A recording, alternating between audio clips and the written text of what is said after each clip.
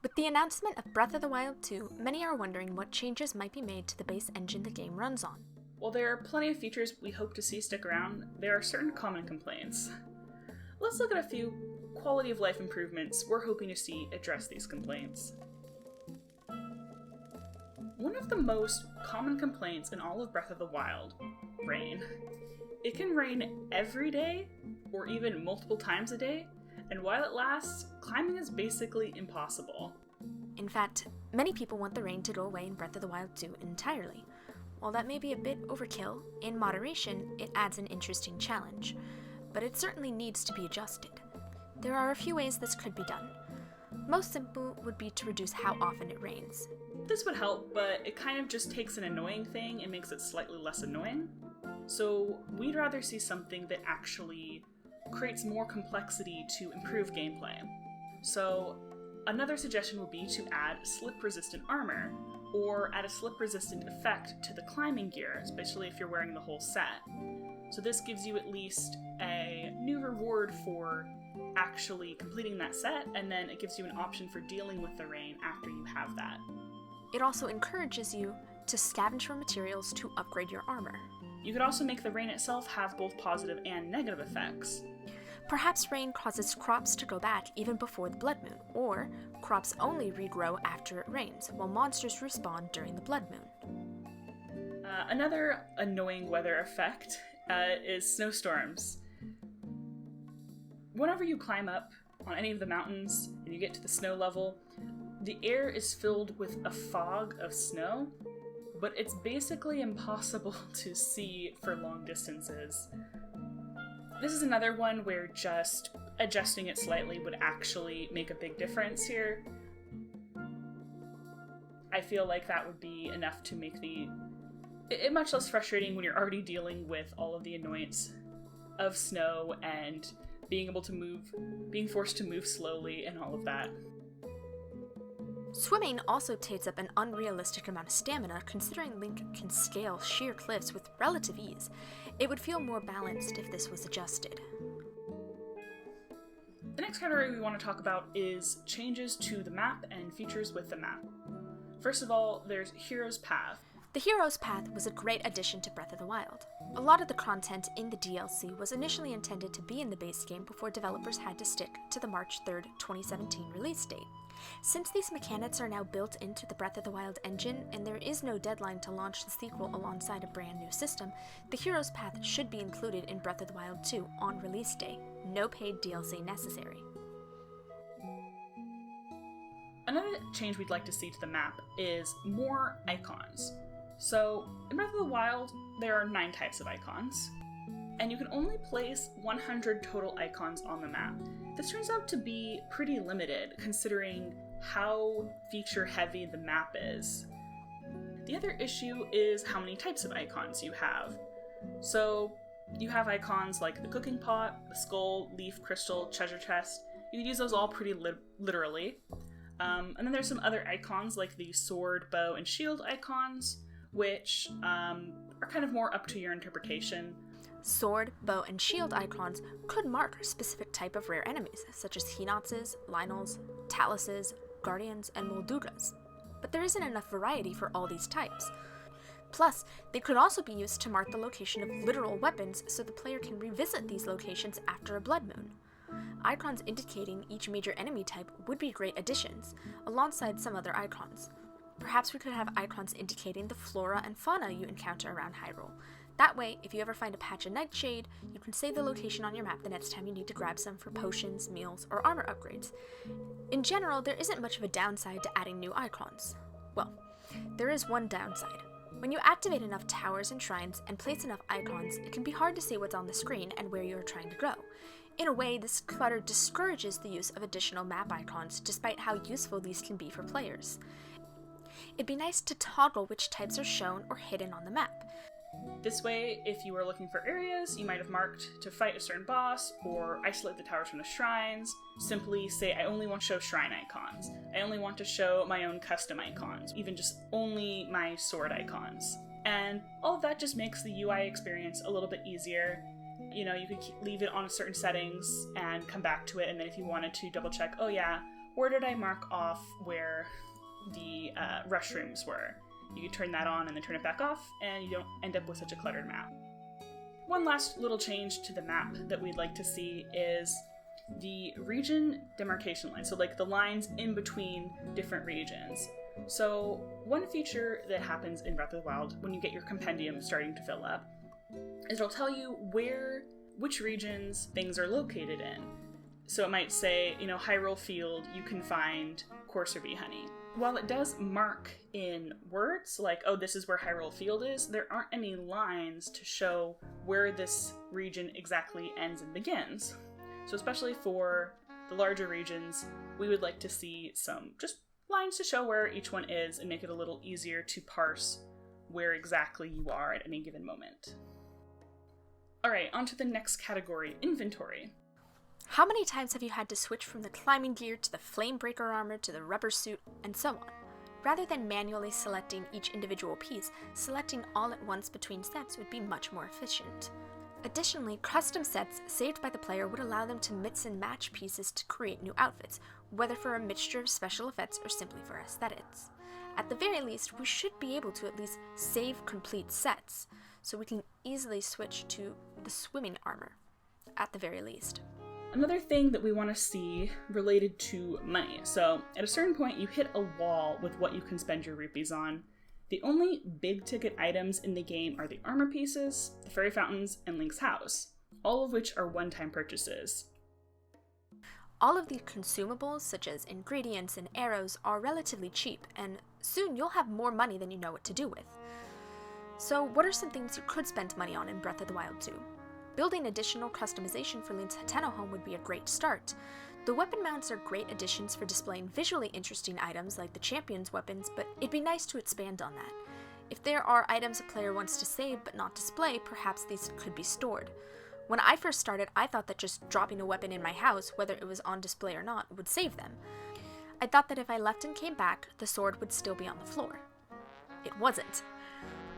However, this is just another one-time purchase. No matter how many one-time purchases you add to the game, basically, they're going to be finite and eventually you'll run out of things to spend your money on. We're going to talk about a potential other solution in just a second. But first we wanted to talk about another issue with items, which is weapons breaking.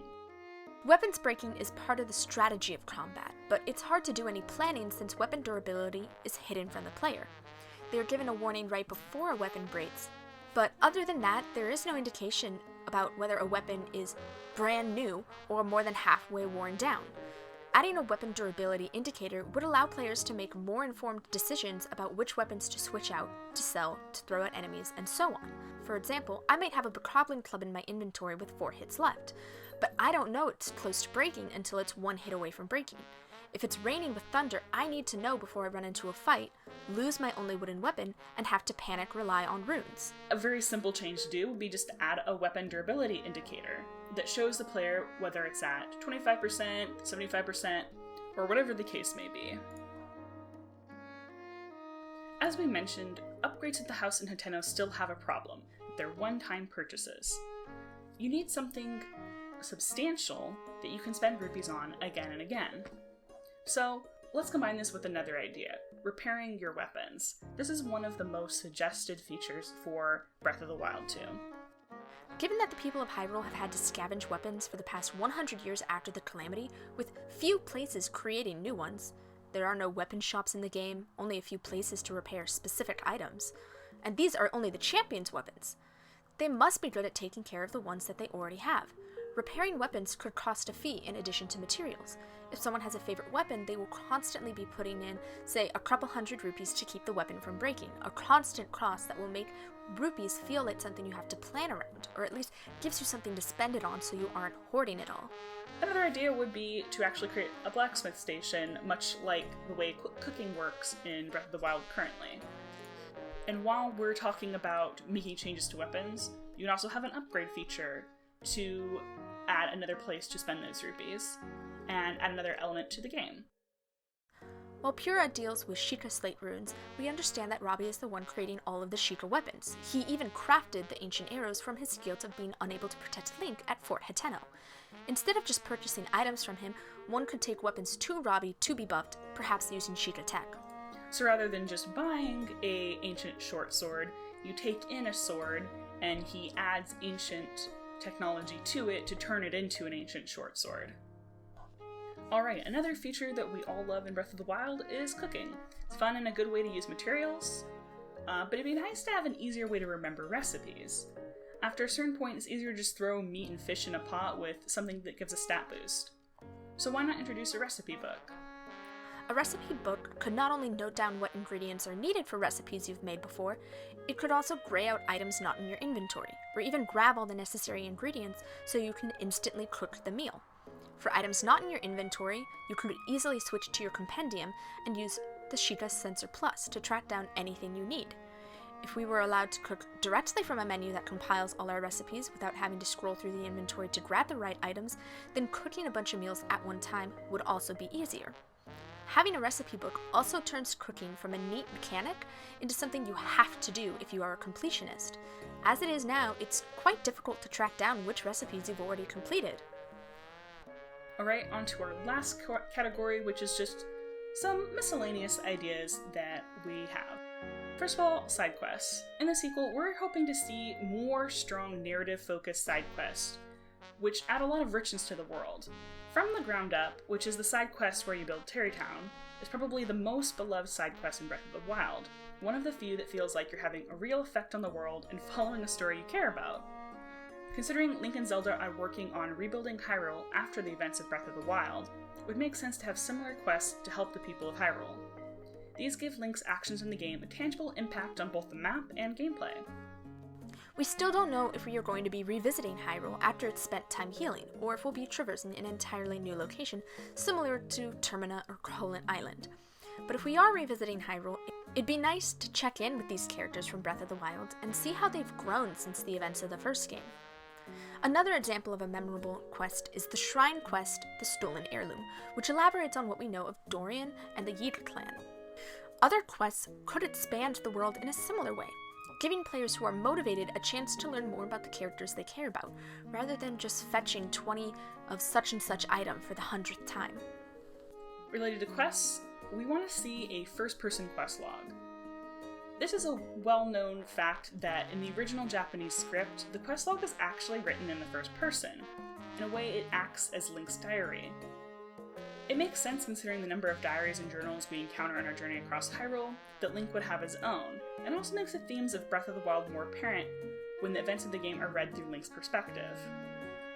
It would strengthen the narrative as we get to read about Link's thoughts as we progress through various quests.